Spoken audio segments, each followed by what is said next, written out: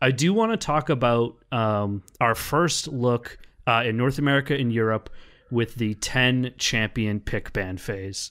How do you guys feel like this played out in this first week of the League of Legends that we all love to watch? So good. When were we getting this in solo queue? Yeah, it's awesome. Yeah. I really enjoy it. So I'm going to go a little bit against the grain, as I love to do, and say it was great when we first started because we got to see all these newer and interesting comps. We weren't seeing all these OP champions like, you know, you would assume would be able to get through in a 6-ban system. But now it feels like we've already started to settle into a very clear meta with very clear optimal picks once those OPs are banned away. And now I actually don't know how those OPs change the game because they don't get picked. I think we had, one Camille pick? Yeah, from UOL. Yeah, we had one Camille pick in Europe, which did win the game. It was dominant. Yeah, Rengar that was it. Rengar was similarly banned in Europe, but not as successful, losing its one game it went through. Yeah, the one game it got picked, it lost. Right. Just to throw some numbers at this, by the way, for the uniqueness of champions. Still, Sean, it would be just as stale with 3 bans as you're saying it is with 10. I still won't call it stale, though. Like, there's 46 champions picked in 14 games in Europe, and 52, I think 51. 51 52. If you don't count Camille. Picked in North America. So, like, there definitely were some one-off picks that snuck through there. I just love watching how the bans developed, where you have that sort of second round of ban phase in the middle. You kind of get to focus in those bans on those 2 specific lanes that haven't been picked yet, and it really makes the power of the flex be really exciting. Yeah, that's where I agree with you on that, because I see what Sean's saying. If all 5 of them were at once, it'd be one thing, but the middle of the pack ban, I think, is the more, like, crucial thing to it. Like, I just don't think we've seen the teams really adapt to it well enough. I think we're going to see another, like, the next week or two, we're going to start to see the better organizations and teams being able to really utilize that. We saw it in some of the last series this past weekend when teams would actually start to really prioritize specific picks on the opposite side. They'd be like, okay, they haven't picked a support yet. Neither have we. However, we know we've got, the first pick coming out of the ban phase.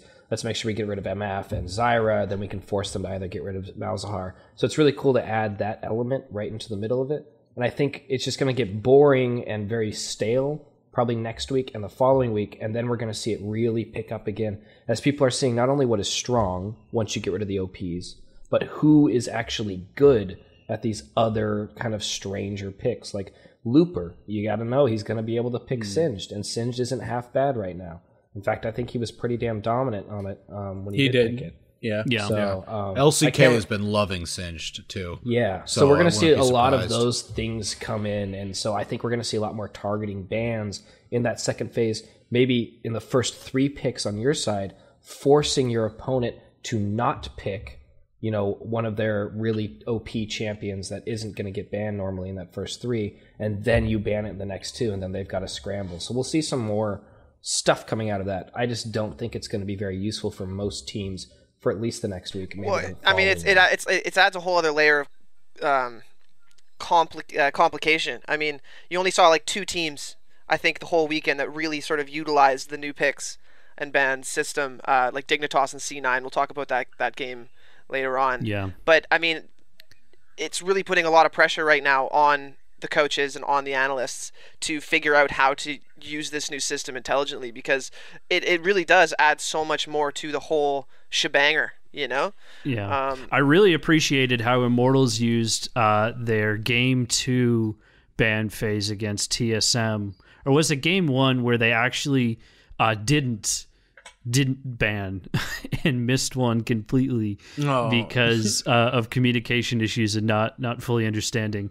The timers were definitely a factor. I think, was it like a G2 game or the UOL game? No, I know it was Immortals who made the fumble, but God, who's the European team where they actually got the remake? In Europe, they didn't pick anything because he forgot that the timer was only 30 seconds now. Right. And it auto-locked Shaco. Yes. It just picked a random champion. That would have been I don't know, man. Incredible. GBM. He could do it. They should have had to. They should have had to have done it. That's the rules of the fucking game, boys. Grow up. We're in the adult world now. Yeah, that was that was G2 and expect. Cole, did you any like particular team that you think utilized the pick ban particularly well that you were impressed with? I think UOL did, and in fact, I like the way the pick ban has kind of evened out and balanced out both sides of the map, because last year we saw a lot of, you get red side, you kind of automatically lose. This year we've seen just about an evening out of wins between both sides, and UOL, they got red side, which is usually a side which is hard countered in pick ban phase, and literally was able to pick counters for almost every single lane. They picked Lulu into Malzahar. They countered the top lane. I think so far they've used it best in Europe. I don't know about throughout the entire League of Legends Western scene, but I know UOL for sure. Though they did only play a series against Vitality, so true. Yeah, we don't have too much data out of Europe yet, but still, I mean, what's kind of cool though too is it allows teams to really ban out, like for example, not Faker an example because you can't ban out Faker, but teams that really rely on one solo person to really carry. Like for example, as a CLG fan too, it sucks because Hui is only good on like 2 champions. You can just straight up ban Hui out with 5 bans. You can afford to do it. But so actually, it's just that's kind of an interesting side that we'll see, I think, for a while. It's funny you say you like can't ban out Faker. He's got too deep of a champion pool.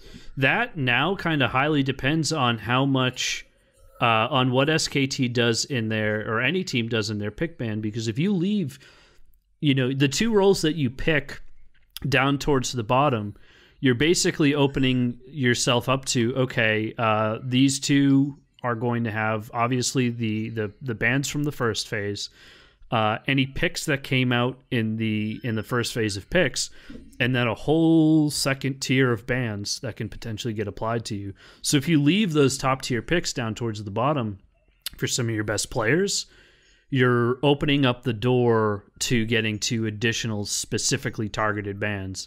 And it just adds a really interesting dynamic, and I don't think we're done seeing this develop. Like, week 1 was nothing compared to what we're going to see by week 8.